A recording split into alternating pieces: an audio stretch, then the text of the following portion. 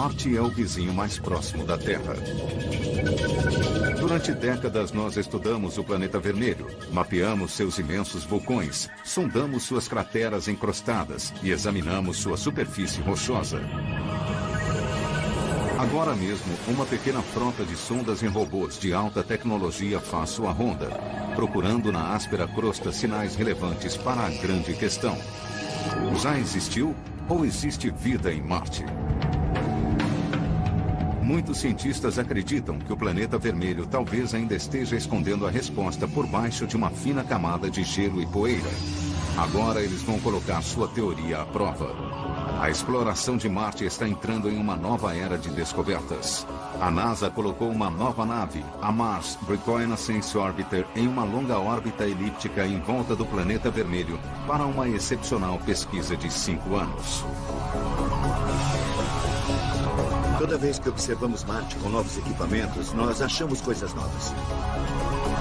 Essa nave trará mais informações de Marte do que todas as outras missões juntas, fornecendo imagens inigualáveis com a câmera mais poderosa já enviada a outro planeta. Acompanhando os voláteis padrões climáticos diários e as mudanças climáticas a longo prazo, com avançados equipamentos atmosféricos e até mesmo perscrutando embaixo da crosta rochosa por sinais de gelo e água com um poderoso radar subterrâneo. Isso nos dará a oportunidade de olhar para Marte sob um novo ângulo. A MRO irá desvendar antigos mistérios, gerar novas conclusões e, por fim, retirar esse véu cósmico revelando Marte.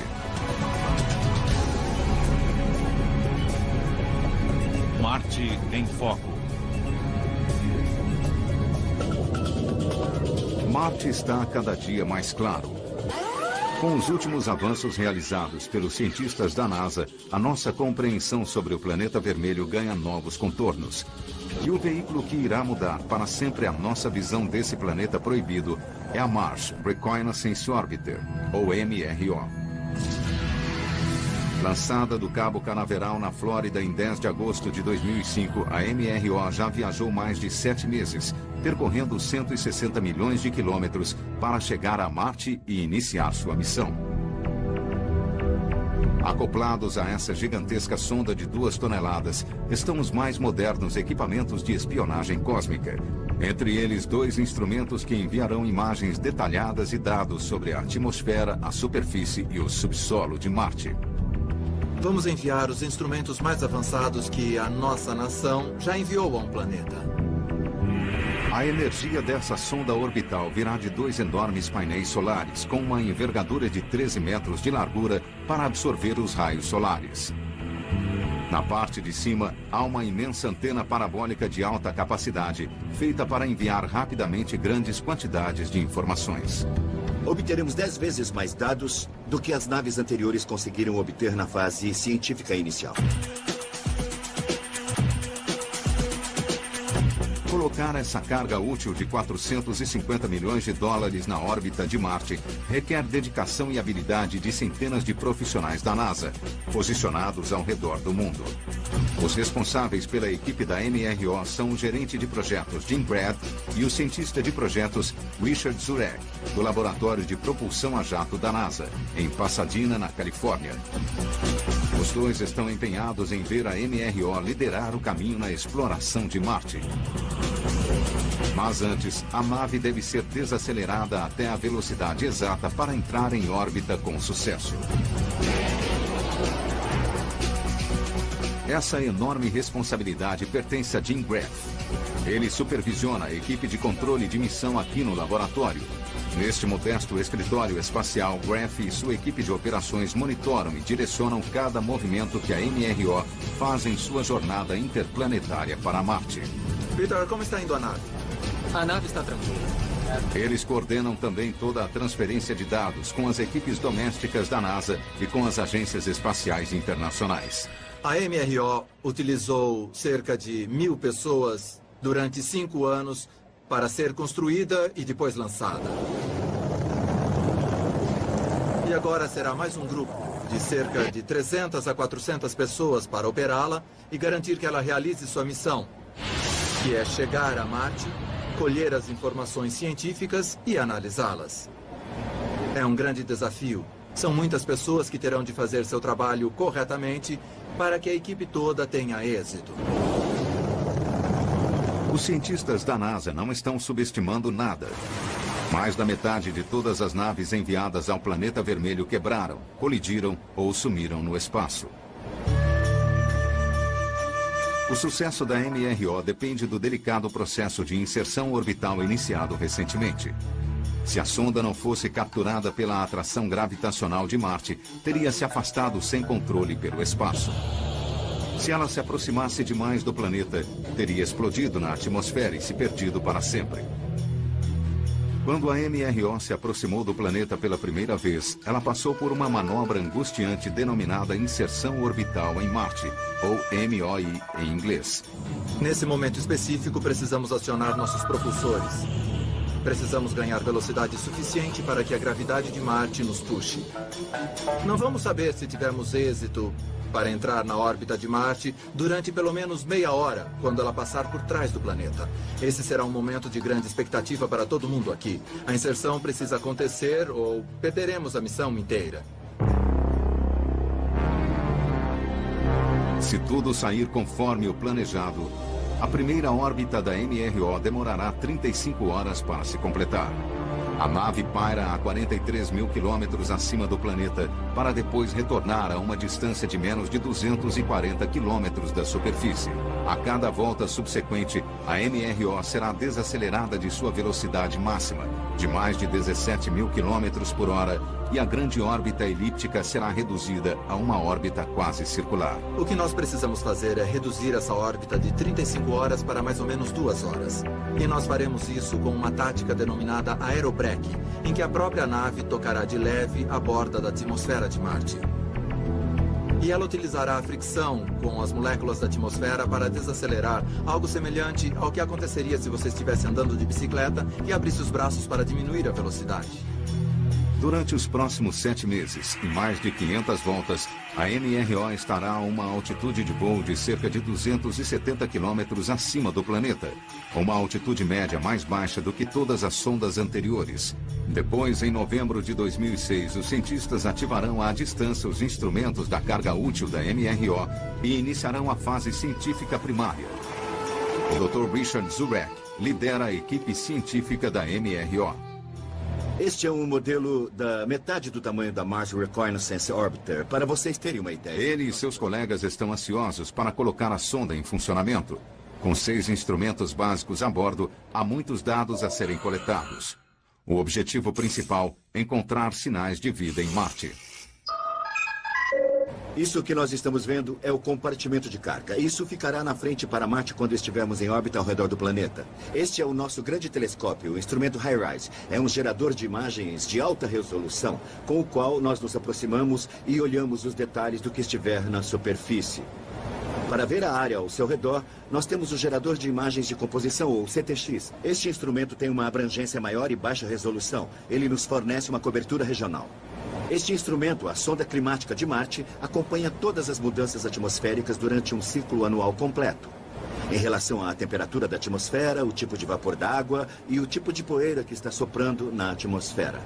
Agora temos outro instrumento meteorológico. É uma câmera que enxerga de um horizonte ao outro. Nós obtemos uma espécie de casca de uma laranja de cada uma das 13 órbitas por dia. Juntando tudo, você tem um mapa global diário do clima do planeta. Este instrumento é o CRISM. Esse é o nosso espectrômetro de imagem. O que fazemos com isso? Analisamos a composição da superfície, porque queremos ver não só o seu formato, como também do que ela é feita. Na parte traseira da nave, nós temos outro instrumento que é o SHARAD, o radar sonar que penetra na superfície à procura de camadas de gelo. Nós queremos ver as coisas com detalhes, o formato da superfície. Nós queremos ver a composição da superfície. Queremos ver o que há na atmosfera e como ela interage com a superfície. Portanto, podendo apontar nossos instrumentos, obter imagens e as análises de composição, tudo ao mesmo tempo, é uma parte importante do que nós fazemos. Apesar da carga útil a bordo da MRO ser bastante revolucionária, não é a primeira vez que uma sonda fornece dados valiosos sobre Marte. Atualmente, 3 naves veteranas continuam sondando o planeta em sua atmosfera mais externa. Desde 1999, a sonda Mars Global Surveyor completou mais de 20 mil órbitas e registrou quase 140 mil imagens do planeta vermelho. Em 2001, as câmeras infravermelhas da Mars Odyssey começaram a gerar mapas detalhados da superfície e a analisar as composições atmosféricas. E em 2004, a Agência Espacial Europeia, a Mars Express, começou a acompanhar o aumento e a diminuição das calotas polares do planeta. Utilizando o seu radar subterrâneo, a sonda também começou a perscrutar embaixo da crosta marciana à procura de depósitos de gelo e água embaixo da superfície vermelha. Os instrumentos da MRO foram projetados para complementar e ampliar as capacidades dessas sondas. Mas uma das maiores contribuições da atual frota orbital foi preparar o caminho para que 2 pequenos geólogos chegassem ao solo marciano.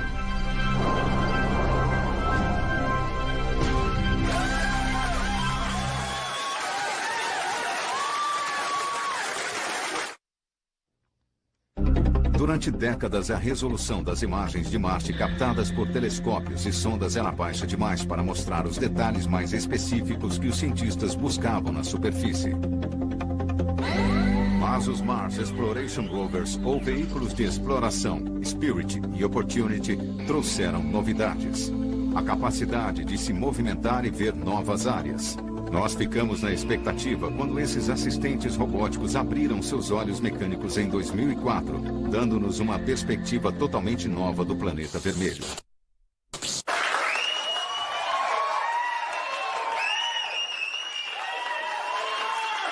Uma visão ímpar. Um panorama de 360 graus da crosta de Marte. De repente, Marte entrou em foco. Uma superfície rochosa e desigual, pontilhada por imensas crateras e marcada por longas cadeias montanhosas. Os 2 veículos foram enviados para descobrir se as condições desta terra devastada e aparentemente estéril podem, algum dia, ter tido vida. Eles racharam, perfuraram, reviraram e analisaram as rochas de Marte, em busca de sinais de água em estado líquido, o principal ingrediente para a vida aqui na Terra. O veículo Opportunity encontrou algo primeiro. E o que seria uma atacada certeira interplanetária, ele basicamente aterrissou em uma pequena depressão apelidada de Cratera Águia, perto de um fino afloramento de rochas. Depois de poucas semanas de inspeção mais minuciosa, os cientistas da NASA deram uma notícia que chocou o mundo. Chegamos à conclusão que as rochas daqui já estiveram submersas, em água em estado líquido. Esse é o tipo de lugar que já foi apropriado para a vida. Mas isso não significa que existiu vida, isso nós não sabemos. Mas esse foi um lugar habitável de Marte em um determinado momento. Agora a pauta já havia sido dada. Já que existiu água corrente, pode ter existido vida em Marte. A NASA distribuiu suas ordens. Procurar água em estado líquido e buscar condições que possam ter sustentado a vida na superfície ou embaixo dela. Marte tem apenas metade do tamanho da Terra, mas possui praticamente a mesma quantidade de terra firme, cerca de 148 milhões de quilômetros quadrados. Então, os cientistas da NASA tinham de repensar para obter uma visão bem mais abrangente. Eles precisavam de um equipamento que pudesse fotografar, mapear e analisar grandes extensões do planeta vermelho com detalhes sem precedentes. Na primavera de 2005, esse equipamento já havia tomado a forma da MRO. Uma nave capaz de colher muitas das mesmas informações colhidas pelos veículos terrestres, mas em uma órbita de 320 quilômetros acima da superfície. Os cientistas deixariam de ficar limitados a alguns pontos de Marte. Agora eles poderiam examinar o planeta vermelho por inteiro.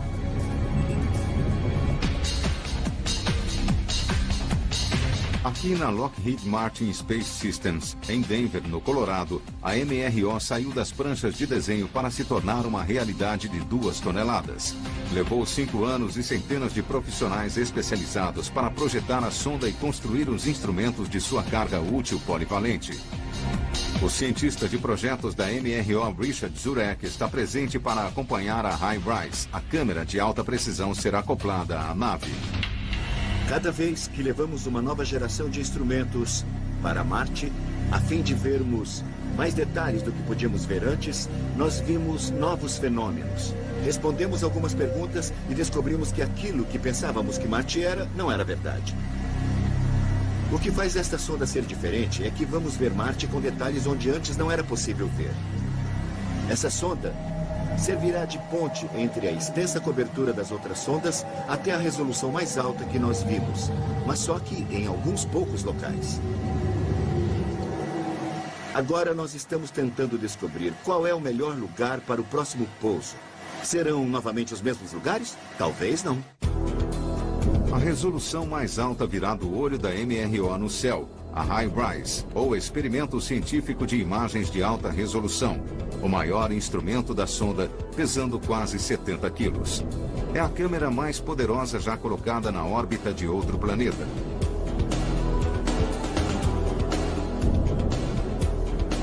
As sondas anteriores de Marte eram capazes de identificar um local mais ou menos do tamanho de uma mesa de jantar. Mas com a órbita de baixa altitude da MRO, a HiRISE será capaz de detectar um objeto do tamanho aproximado de uma bola de praia. Um dos projetistas do instrumento, Laszlo Kasteli, descreve o detalhamento que a HiRISE irá alcançar. Esta rocha aqui é mais ou menos do tamanho que nós podemos ver bem com a câmera da nave da Mars Global Surveyor, que está atualmente na órbita de Marte. Ela tem cerca de 4,5 metros e é uma pedra de bom tamanho. No entanto, com a HiRISE acreditamos enxergar melhor, umas 5 vezes melhor. E seremos capazes de detectar as rochas que tenham este tamanho aqui. Esta tem mais ou menos 1 metro. E uma das vantagens da HiRISE é que ela vai tirar essas fotos de alta resolução em cores. Nós temos muitos interesses científicos em Marte, mas um deles em particular é saber o que a água fez por lá. Especialmente quando a água muito quente reage com a rocha, ela pode mudar a cor da rocha. E aqui temos uma pedra que foi alterada para uma cor vermelha, com a água quente que correu por ela. A água quente pode fazer várias coisas e mudar as pedras para uma cor verde também. E com a HiRISE podemos ver onde as pedras foram alteradas para essas cores diferentes e ver o que a água andou fazendo. E esperamos que isso nos ajude a conduzir as futuras missões aos locais onde a água tenha feito as coisas mais interessantes em Marte. A HiRISE fotografará áreas importantes do planeta vermelho, mas só irá focalizar as lentes em 1% da superfície marciana. Ela irá trabalhar em parceria com o gerador de imagens de composição da MRO, ou CTX, que irá analisar grandes faixas da superfície com uma resolução bem mais baixa do que a HiRISE, em busca de áreas que despertem o interesse dos cientistas. Nas missões anteriores, a CTX teria sido a câmera de alta resolução. Esta era a melhor resolução que nós tínhamos. Richard Zurek ilustra como as duas câmeras trabalham juntas, usando um mosaico de fotos compiladas de sondas anteriores. Havia áreas claras e escuras e nós achávamos que entendíamos o que eram essas coisas. Mas quando você vê com uma resolução melhor, de repente, você vê o que realmente é. Os pontos escuros são dunas de areia, por exemplo. O detalhe que você pode ver é da melhor resolução da nave atual. A HiRISE será capaz de obter imagens 3 ou 4 vezes melhor. Mas o gerador de imagens de composição foi feito para obter isso em áreas mais extensas. Quando a CTX identificar um alvo, a HiRISE utilizará um zoom para ver mais de perto. E nós teremos imagens bem mais detalhadas de pequenas porções dentro das fotos de composições maiores e poderemos dar mais detalhes sobre como a variação das cores está distribuída no solo. Até agora, esse nível de detalhes nas imagens só podia ser gerado pelas câmeras a bordo dos Mars Exploration Rovers, que patrulhavam o solo em áreas extremamente limitadas. Agora, isso pode ser gerado em órbita de praticamente qualquer ponto do planeta. Uma outra coisa diferente que podemos fazer com a HiRISE é tirar estereofotos. Ao tirar 2 fotos da mesma área, nós podemos montar um modelo topográfico tridimensional daquela parte de Marte. E podemos ver as rochas e os rochedos em 3 dimensões, e não apenas em uma foto bidimensional. Apesar do espelho primário de 50 centímetros da câmera ter uma extensão de campo de visão de apenas pouco mais do que 1 grau, uma fotografia média da HiRISE cobre uma faixa retangular imensa de mais ou menos 6 por 12 quilômetros de extensão. E cada pixel individual cobre uma parte pequena do solo de apenas 30 centímetros de extensão. Por isso, precisamos ter muitos pixels para cobrir tudo. Aliás, precisamos de mais de 1 bilhão de pixels. E um dos nossos grandes problemas é enviar todos esses pixels da parte de trás da câmera para a aeronave e depois enviar à Terra. Essa imensa quantidade de dados necessária para cada imagem será enviada diretamente para um grupo de antenas altamente sensíveis na Terra, preparadas para captar os sinais do espaço. A MRO transmitirá sinais através do espaço para 3 principais unidades de comunicação na Califórnia, Espanha e Austrália, e por fim para a central da MRO no laboratório de propulsão a jato. Apesar da velocidade da radiotransmissão da MRO ser 10 vezes maior do que a das sondas anteriores, processar essas fotografias enormes levaria semanas. Mas essas novas imagens de Marte levarão os cientistas a procurar zonas ricas da superfície. A câmera será focalizada em depósitos e formações terrestres criadas por processos geológicos e climáticos. Isso ajudará os cientistas da NASA a determinar a história de Marte, inclusive a origem e a idade relativa dos sulcos, camadas polares e vulcões. E por fim, todas essas informações e os detalhes impressionantes fornecidos pela HiRISE serão usados para mapear digitalmente locais de pouso totalmente novos para futuras missões a Marte.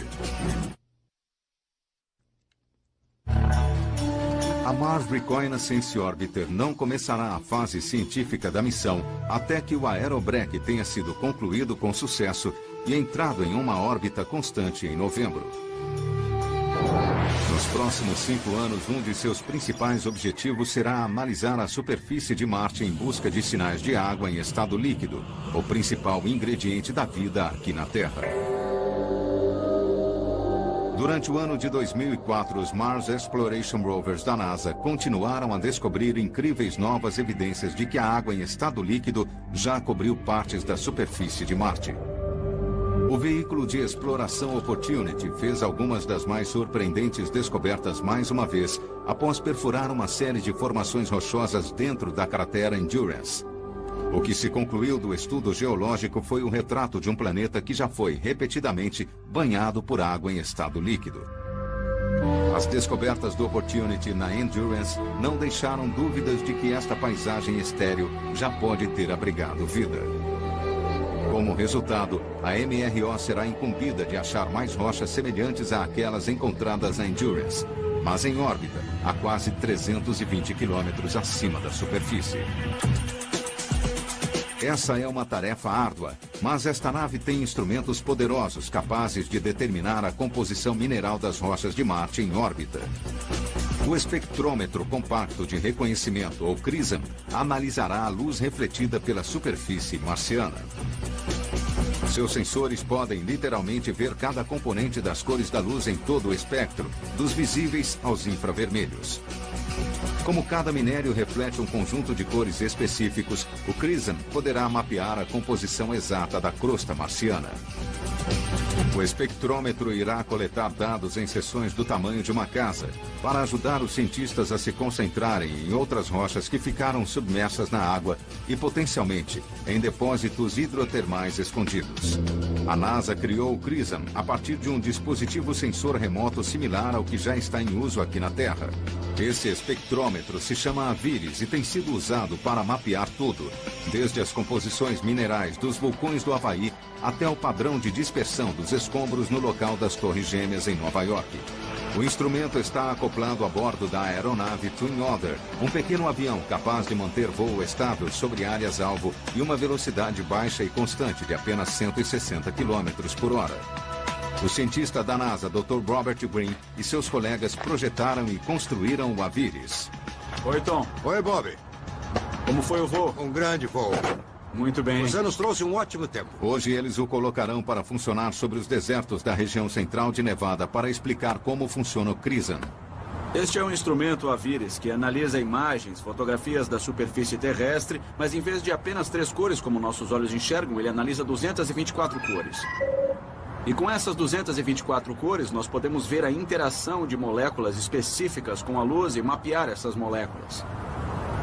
O espectro é bastante parecido com uma impressão digital. Se virmos o formato espectral de uma molécula, sabemos que essa molécula está presente. Se é um carbonato no planeta Marte, o que nós gostaríamos de encontrar, ou se é vegetação aqui no planeta Terra. Hoje nós vamos pegar o instrumento Aviris e sobrevoar um local ao sul daqui, chamado Cupright, em Nevada. É um sistema hidrotermal, e nós vamos visualizar esse local e ver os mapas moleculares que o instrumento gera, e fazer previsões sobre o que vamos encontrar na superfície. Depois iremos para o solo com um espectrômetro de campo para confirmar se esse instrumento fez uma leitura precisa do que está presente na Terra. O sistema óptico do Aviris fica acoplado na base do avião, olhando diretamente para a Terra por uma abertura de 20 centímetros. A luz refletida pela superfície atinge um espelho de 35 centímetros e é canalizada por fibras ópticas até o espectrômetro. Os dados são coletados, processados digitalmente e depois alimentados nos computadores de bordo para análise. Aviris é saudável. Vamos pilotar? Vamos. Enquanto a equipe sobrevoa Cupright em Nevada, o Aviris faz uma leitura topográfica de 1,6 quilômetros da superfície. Em menos de um minuto, o sistema coleta mais de 1 milhão de espectros. Esta é a imagem de Cupright em Nevada. Nossos olhos enxergam, mas nós não sabemos qual é a mineralogia da região. Mas se utilizarmos a espectroscopia, poderemos mapear o conjunto dessas moléculas. Cada minério encontrado no solo gera uma cor específica na tela. Quando o espectrômetro CRISM examinar a superfície de Marte, os cientistas poderão localizar altas concentrações de minerais associados à água, como estes vistos aqui. Nós podemos ver argila, o que nos indica que isso é um sistema hidrotermal. Se observarmos melhor as colinas de Goldfield, poderemos ver carbonatos. Temos a calcita, o que indica que há carbonatos presentes. Em quase todos os lugares da Terra onde se encontram carbonatos, encontramos evidências fossilizadas de vida. Nós adoraríamos achar carbonatos em Marte, e este é o equipamento que irá nos ajudar a responder essa pergunta. A capacidade do CRISM de mapear com precisão grandes faixas de jazidas minerais do espaço irá permitir que os cientistas apurem sua busca por água em estado líquido e possivelmente sinais de vida em Marte. Mas o trabalho da equipe do Aviris não para por aí. Seus dados devem ser confirmados em terra, provando que as pedras submersas na água estão localizadas onde o Aviris disse que elas estavam. Isso requer uma inspeção de campo. Rob Green trouxe um espectrômetro manual para verificar os dados de Cupright. Durante futuras missões a Marte, sondas remotas e robôs irão percorrer o solo com base nos dados do CRISM. Esta é a calamita, a cor amarela que nós vimos nas imagens obtidas no avião. Esta é uma amostra do laranja, isto é a lunita. Nós avaliamos seu espectro e calculamos que ela estaria aqui e está. E este é um carbonato, que era a cor magenta das imagens. Nós previmos que essas três rochas estariam aqui, com base na espectroscopia do Aviris, e aqui estão elas. Os carbonatos, argilas e sais encontrados em locais como este aqui na Terra estarão entre os principais alvos do CRISM em Marte. Eles são a grande esperança de se descobrir onde existiu água em estado líquido no planeta vermelho e possivelmente sinais de vida. Procurar esses locais específicos na superfície de Marte é como procurar uma agulha em um palheiro. Precisamos saber aonde ir com os futuros veículos de exploração. O CRISM nos fornecerá essa informação porque irá nos dizer exatamente onde estão as moléculas que nos interessam, para pesquisarmos em futuras missões exploratórias. Marte é um lugar extremamente inóspito. Os ventos de superfície sopram a uma velocidade média de 130 km por hora. Tempestades de poeira podem ocorrer e bloquear o sol do globo inteiro durante meses.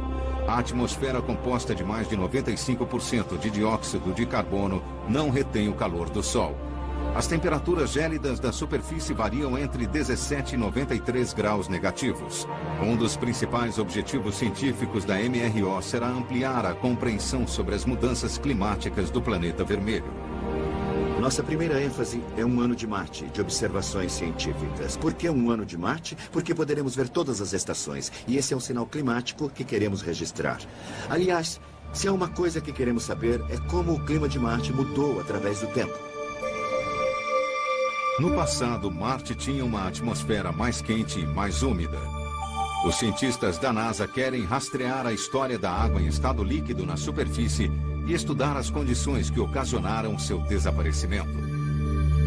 Eles também esperam entender como as tempestades de poeira, os derramamentos de lava e o aumento e a diminuição das calotas polares alteram a geologia do planeta. O sucesso de futuras explorações humanas e robóticas irá depender muito da confiabilidade da MRO em caracterizar as condições climáticas de Marte e se preparar para elas. A sonda está equipada com 2 instrumentos meteorológicos. O Mars Color Imager, ou MARCI, irá atuar como o meteorologista da nave. Esta câmera irá gerar mapas meteorológicos diários do planeta inteiro, igual aos satélites daqui da Terra, e rastreará mudanças ambientais na superfície. Usando uma série de filtros fotossensíveis, o MARCI poderá identificar a composição de nuvens, examinar as variações no ozônio e acompanhar o aumento e a diminuição do gelo das calotas polares enquanto orbita o planeta a cada 2 horas. Sua visão vai de um horizonte ao outro, para você ter uma imagem completa em cada uma das 13 órbitas diárias. E quando você junta isso, você tem um mapa global, diariamente, do clima do planeta, e depois nós acompanhamos isso durante um ano inteiro de Marte. A Sonda Climática de Marte, ou MCS, rastreará as condições da água não apenas no solo, como também o vapor de água suspenso sobre a superfície. O MCS irá estudar a atmosfera tanto no plano vertical quanto no horizontal, acompanhando os níveis de poeira, as condições do vento e a radiação solar. Trabalhando em conjunto com a MARCI, os resultados do MCS serão convertidos em mapas meteorológicos tridimensionais do dia e da noite. Este é um modelo da sonda climática de Marte. Ela está parafusada na base da aeronave. O cientista da NASA, Dr. Daniel McLeish, explica como o instrumento funciona. A sonda tem 2 telescópios. Eles estão operando na região de ondas infravermelhas do espectro. Esses telescópios têm visão tanto da atmosfera quanto da superfície. Estes grandes mecanismos são, na verdade, os motores que, com o comando vindo da Terra, fazem os telescópios girar dentro do tambor. Nós fazemos uma espécie de dança, algo que chamamos de passo do chumbo grosso, em que, conforme nós rodamos em nossa órbita, as calotas polares, o instrumento começa a olhar em todas as direções possíveis. A sonda climática de Marte foi padronizada segundo os satélites meteorológicos que operam atualmente sobre a Terra. Ao comparar os dados climáticos de Marte, McLeish espera que nós possamos aprender mais sobre a forma como o clima do nosso planeta se desenvolveu com o passar do tempo e como ele está mudando hoje. A atmosfera marciana é bem parecida com a da estratosfera terrestre, que vai muito além de onde os aviões voam, acima dos 30 mil metros de altitude. Sua característica é a baixa densidade, o que significa que a pressão atmosférica na superfície é cerca de 100 vezes menor do que a da Terra. É uma atmosfera que, de certa forma, é mais simples do que a terrestre, mas, por outro lado, é mais complexa, porque os processos são diferentes e nós só estamos começando a conhecê-los agora. Ansioso por futuras missões em Marte, o Dr. McLeish espera que a MARCI e o MCS prevejam eficazmente as condições climáticas de Marte para proteger tanto o homem quanto as máquinas. Algum dia, os seres humanos irão se locomover na superfície e morar e trabalhar, e uma das coisas que as pessoas vão querer fazer é serem capazes de prever mudanças que possam afetar negativamente o modo como elas trabalham ou até mesmo sua saúde. E em Marte, essa mudança é a rápida formação de tempestades de poeira. E essas tempestades de poeira podem efetivamente reduzir a luz solar na superfície, e certos tipos de veículos que funcionam à luz solar não funcionariam muito bem.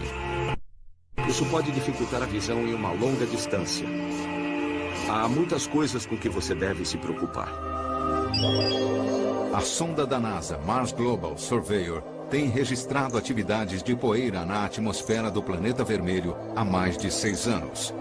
A NASA compilou dados em formato de filme que ilustram bem o efeito devastador que uma tempestade de poeira global pode ter na superfície. Nós temos o planeta aberto aqui a longitude, nós temos o Polo Sul, o Polo Norte, nós temos um gráfico de cores que mostra pequenas quantidades de poeira em azul e grandes quantidades de poeira em vermelho. E na medida em que avançamos o filme, vocês vão ver que, no fundo, há uma pequena quantidade de poeira, se bem que nunca é zero, está sempre meio empoeirado. E há também circulação de bolhas amarelas e verdes na superfície, que é poeira sendo levantada e jogada na atmosfera. Há explosões de poeira que cobrem o planeta inteiro, e nós vamos enfrentar uma agora mesmo. Este é um exemplo de uma tempestade de poeira global em Marte. Se você estivesse na superfície do planeta nesse momento, o Sol ficaria obscurecido. Você olharia de um horizonte ao outro e veria um brilho em todas as direções. Os nossos estudos observarão a superfície próxima, onde nós estamos tentando entender como essas tempestades são formadas, como elas passam de pequenas para grandes. Por que algumas tempestades são pequenas e continuam pequenas? É a informação que estamos tentando obter com a MRO. Ao observar de perto as condições atmosféricas, a MRO protegerá melhor as futuras missões para Marte e também irá conduzi-las diretamente para fontes potencialmente ricas em água em estado líquido. Mas a NASA quer que a MRO ainda vá além. A bordo da sonda de reconhecimento está um novo e poderoso radar subterrâneo, o SHARAD.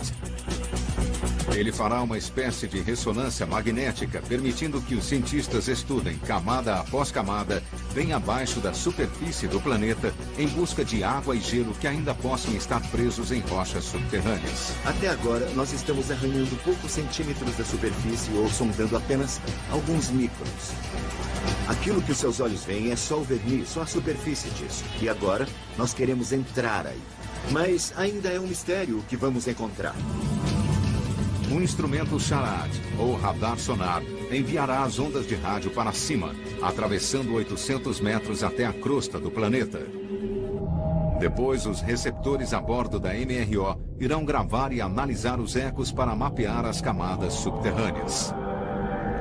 A profundidade e a composição da geologia de Marte podem ser determinadas pelo tempo que cada um dos sinais demorar para chegar à aeronave.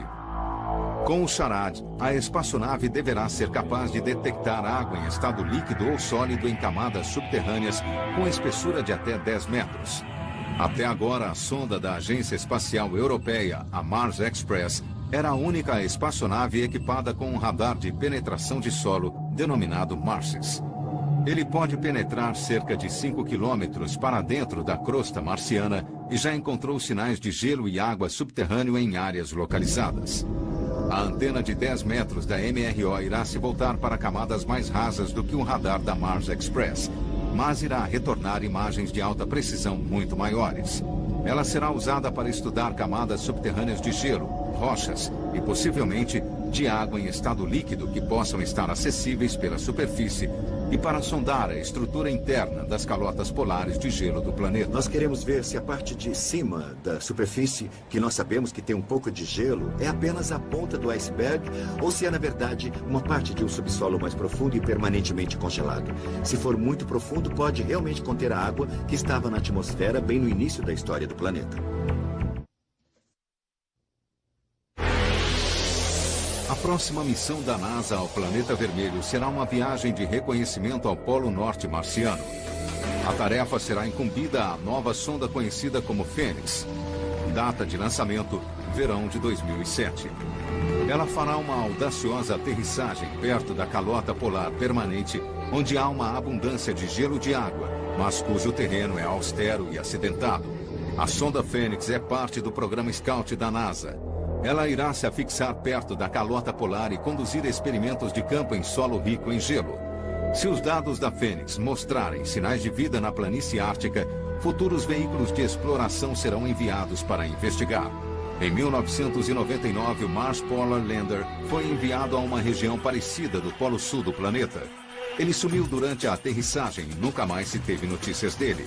Os responsáveis pela missão Fênix esperam evitar esse mesmo destino e identificar os melhores locais de pouso com a ajuda da MRO. A Mars Reconnaissance Orbiter fará duas coisas para Phoenix. Em primeiro lugar, ela verificará os locais.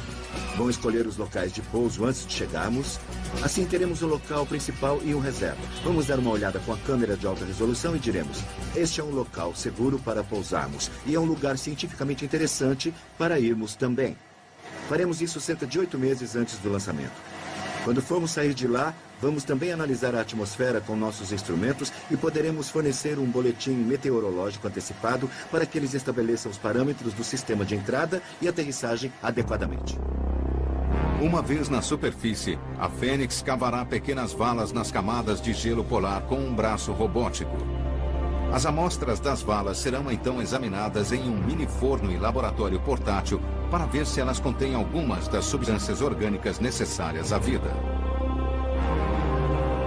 Esta é apenas a primeira fase do que alguns cientistas apelidaram de estratégia da caça ao carbono. Depois que a NASA confirmou que Marte já foi coberto por água em estado líquido, as chances são bem maiores que a vida possa ter sido capaz de se desenvolver aqui e que os vestígios desses organismos ainda estejam preservados na crosta gelada e rochosa do planeta.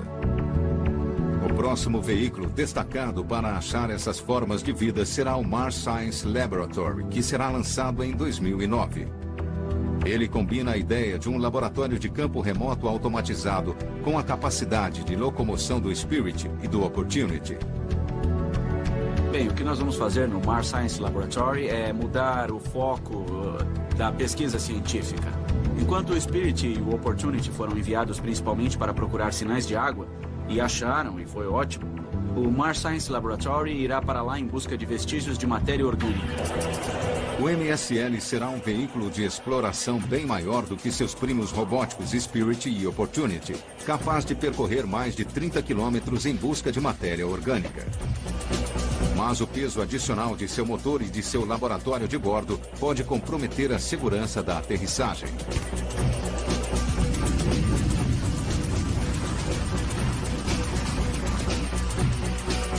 O Spirit e o Opportunity usaram a mesma técnica básica de aterrissagem com airbags criada para a missão Pathfinder de 1997. Mas os pesados veículos chegaram muito perto de sobrecarregar os sistemas. Os engenheiros da missão suspiraram bastante aliviados quando eles finalmente caíram e foram rolando até parar na superfície do planeta. Muitos temiam que os airbags fossem se romper com as rochas pontiagudas de Marte e que os veículos se perdessem para sempre.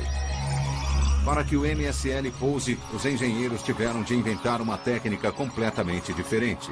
Esta animação mostra a nova aterrissagem com guindaste aéreo. Em vez de colocar o veículo de exploração em cima de uma plataforma de aterrissagem e pousá-lo, nós fizemos justamente o contrário, colocando o sistema de propulsão, os foguetes, em um tipo de jato na parte de trás do veículo. E quando for liberado o paraquedas, os foguetes desse jato farão a desaceleração. Eles conduzirão o foguete desde 1 quilômetro de altura até 20 ou 30 metros da superfície de Marte. Nesse momento, enquanto ele ainda estiver descendo, ele será pousado com estes cabos.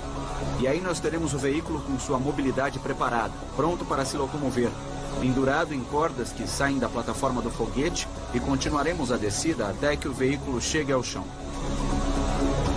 O computador de bordo calcula o pouso, corta as cordas, e aí o veículo estará pousado na superfície. E aí tudo o que precisamos fazer é acionar as antenas, as câmeras e começar a andar.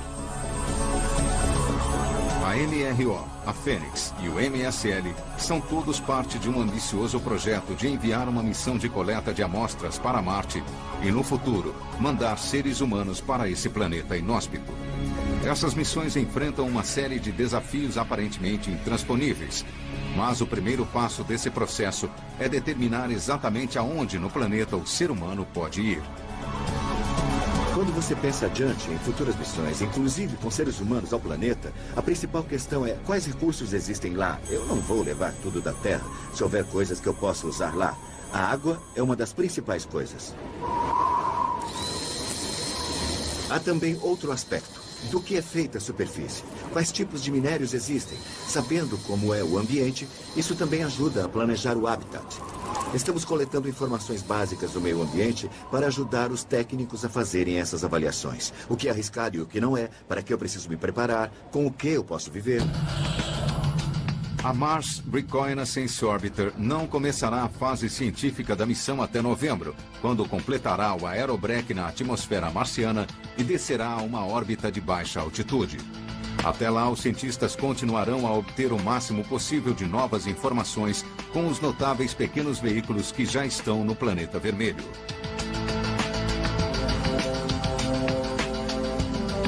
Ninguém sabe quando o Spirit e o Opportunity finalmente irão parar.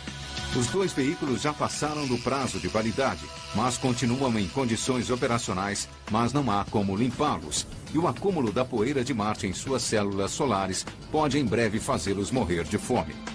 E também existe a possibilidade de que um de seus componentes elétricos básicos acabe pifando.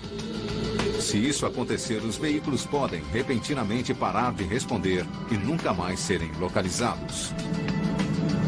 Vai ser duro quando esses veículos pararem. Eu não vou mentir, vai ser um momento muito difícil para nós. Isso porque eles fizeram muitas coisas. Se eles tivessem parado no começo, se tivessem parado logo depois que nós o enviamos a Marte, teria sido duro de aceitar, mas eles já descobriram tantas coisas que eu acho que quando nós finalmente os perdermos, eles vão ter uma morte muito digna.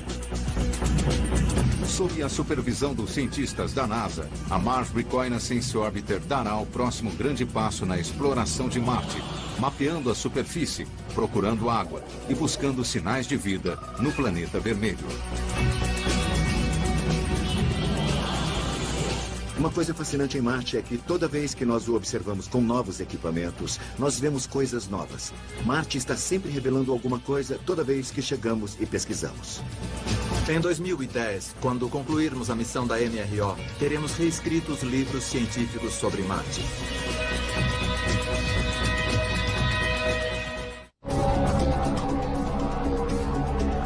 Versão brasileira, DPN Santos.